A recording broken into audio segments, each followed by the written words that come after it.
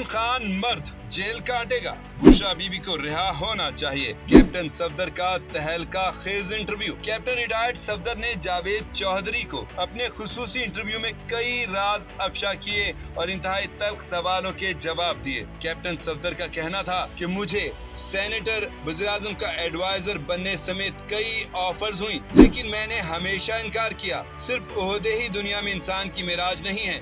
मेरी अहलिया वज़ीर-ए-आला पंजाब हैं। मैं अगर कोई ओहदा ले लूं तो मीडिया की तनकीद का निशाना बन जाऊंगा। शुक्र है मैं अपने इलाके में मुस्लिम लीग नून को मजबूत करने के लिए बड़ा काम कर रहा हूँ। मरियम नवाज की टीम में अच्छे लोग हैं। मैं समझता हूँ कि मुझे उनके साथ नजर नहीं आना चाहिए। मेरा मरियम औरंगजेब या परवेज रशीद समेत किसी से कोई इख्तलाफ नहीं। परवेज रशीद तो डेवो बस में सफर करने वाला आदमी है। वो सफेद पोश इंसान है। मुझे नहीं लगता कि महीने के आखिर में उनके पास बिजली का बिल देने के लिए भी पैसे होते होंगे। पंजाब हुकूमत बहुत अच्छा काम कर रही है। मैं नहीं चाहता कि मेरी वजह से कोई बात कर दे। मैं सबका एहतराम करता हूँ, इसलिए दूर हूँ।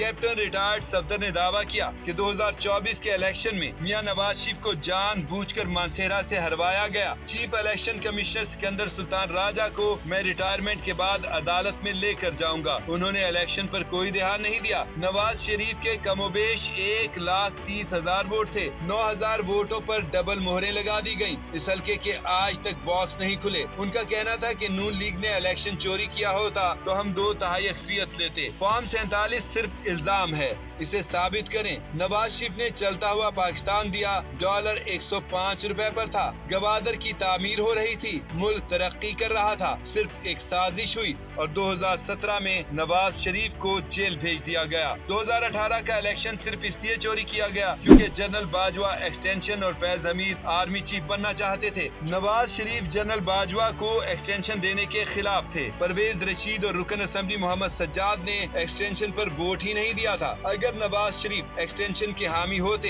तो ये दोनों हजरात जरूर वोट देते। शायद नवाज शरीफ को अंधेरे में रखा गया। उन्होंने कहा कि इस मुल्क में जब तक साकिब निसार और उन जैसे किरदारों को पानामा केस में सामने नहीं लाया गया, मुल्क की तारीख दुरुस्त नहीं हो सकेगी। JIT और जजेस को अदालती कटहरे में लाना चाहिए। नवाज शरीफ के 12 साल जाया कर दिए गए। अगर ऐसा न होता तो पाकिस्तान की तरक्की कुछ और होती। मुझे लगता है कि अगला इलेक्शन भी मुस्लिम लीग नून ही अपनी कारकर्दगी और खिदमत की बुनियाद पर जीतेगी। मरियम नवाज अगली वज़ीर-ए-आज़म होंगी या नहीं, वक्त से पहले हम इस बारे में कुछ नहीं कह सकते।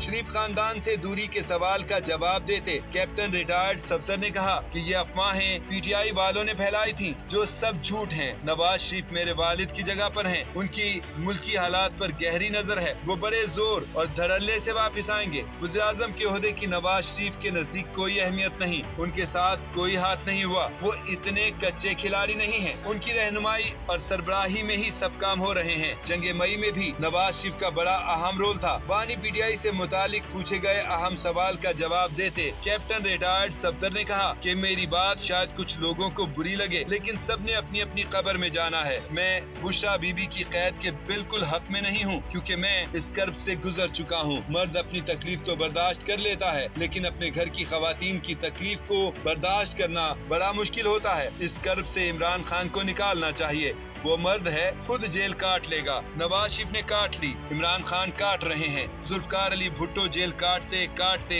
तख्तादार पर चढ़ गए थे, लेकिन औरतों के साथ वो दुश्मन की ही क्यों ना हो। ऐसा नहीं होना चाहिए। सियासतदानों पर जितने मर्जी केसेस बना लो, आखिरकार सबने बाहर ही आना होता है। शरीफ फैमिली ना तो जज है और ना सुप्रीम कोर्ट का बेंच। उनके इख्तियार में कुछ नहीं, ये अदालती मामलात हैं। इमरान खान के केसेस पर बात करते कैप्टन रिटायर्ड सफदर ने कहा कि मैं इस पर बात नहीं कर सकता। हमने तो अदालतों को ज्यादती नहीं करने दी थी। बानी PTI के वकला और टीम को चाहिए कि वो जल्दी जल्दी अपना काम करें, लेकिन किसी को इमरान खान से वफा ही नहीं है। पार्टी चाहती है कि इमरान खान अंदर रहे ताकि उन सब की मौजें लगी रहें। इमरान खान के पीछे खड़ा होने वाला कोई नहीं है।